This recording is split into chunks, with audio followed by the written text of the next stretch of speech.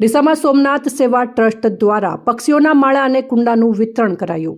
ડીસામાં આજે રવિવારે સવારે 9:30 વાગે બગીચા સર્કલ પાસે પક્ષીઓના કુંડા તેમજ માળાઓનું 1400 કુંડા તેમજ 500 માળા વિતરણ કરવામાં આવ્યા। પક્ષીઓને માળા તેમજ પીવા માટે પાણી પહોંચાડવાના સંકલ્પ સાથે ડીસામાં સોમનાથ સેવા ટ્રસ્ટ 2 વર્ષથી સેવામાં સતત કાર્યરત। કાળઝાળ ગરમીમાં પક્ષીઓ માટે પાણી અને ચણની ઉત્તમ વ્યવસ્થા માટે અનેક લોકો સેવામાં સહભાગી થતા હોય છે।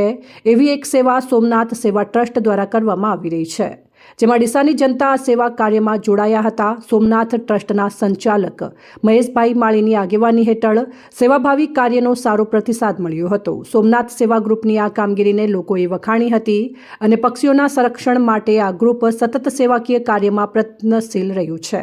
અમે છેલ્લા 2 વર્ષથી આ ચકલીઘરને પક્ષીઓના માળાના વિતરણ કરીએ છીએ।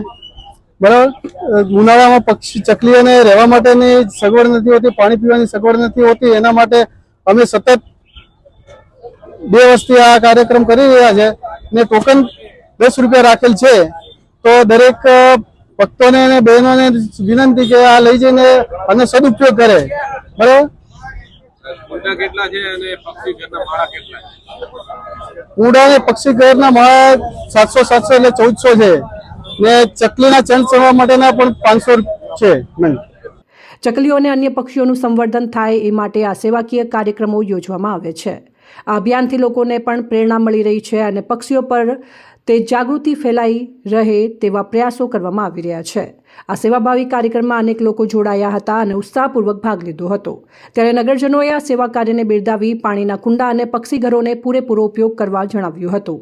મોટી સંખ્યામાં લોકો ઉપસ્થિત રહી આ સેવાનો લાભ લીધો હતો। આજે રવિવારના દિવસે સોમનાથ ટ્રસ્ટ દ્વારા અહીંયા ચકલીના માળા, ચકલીને ચણ ખાવા માટે, ચકલીને પાણી પીવા માટે બધું 10 રૂપિયાના ટોકન ચાર્જે વિતરણ કરવામાં આવે છે અને ચકલી બચાવો એનો મહા અભિયાન ચાલુ કરેલ છે, જેમાં ચકલી અત્યારે દિવસે ને દિવસે લુપ્ત થતી જાય છે, જેને બચાવવા માટે સોમનાથ ટ્રસ્ટ દ્વારા માળા વિતરણ, ચકલીને ચણ અને ચકલીને ઠંડુ પાણી મળી રહે તે માટે માટીના દેશી કુંડા બનાવી અને અત્યારે સાઈબાબા સર્કલ જે છે ત્યાં આગળ વિતરણ ચાલુ છે।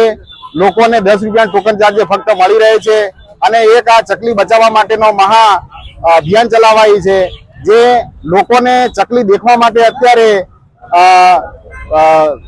જે ટાઈમ નથી મળતો અને જે ચકલી લુપ્ત થતી જાય છે, ચકલી બચાવવા માટેનો એક અભિયાન ચાલુ કરેલ છે, જેમાં સોમનાથ ટ્રસ્ટે આ જે કાર્ય કરે છે એ બહુ સુંદર કાર્ય કરે છે અને આ કાર્ય જે અમુક ટ્રસ્ટ છે, અમુક જે સારા લોકો છે જે પૈસા ખર્ચી શકે એવા છે, છતાં પણ આવા કોઈ કાર્ય ધ્યાનમાં લેતા નથી, તો એમને આવા કાર્ય ધ્યાનમાં લેવા જોઈએ અને લોકોએ સપોર્ટમાં આવવું જોઈએ અને લોકોને ફંડ ફાળો આપવો જોઈએ અને લોકો એના બાબતમાં માહિતગાર થાય અને સેવાનું કાર્ય કરે અને ચકલી બચાવવાનું અભિયાન ચલાવે, એવું કાર્ય દરેક જણે ધ્યાનમાં લઈ અને ચાલુ કરવું જોઈએ। અહેવાલ અમૃત માળી, સંબંધ ભારત ન્યૂઝ, ડીસા।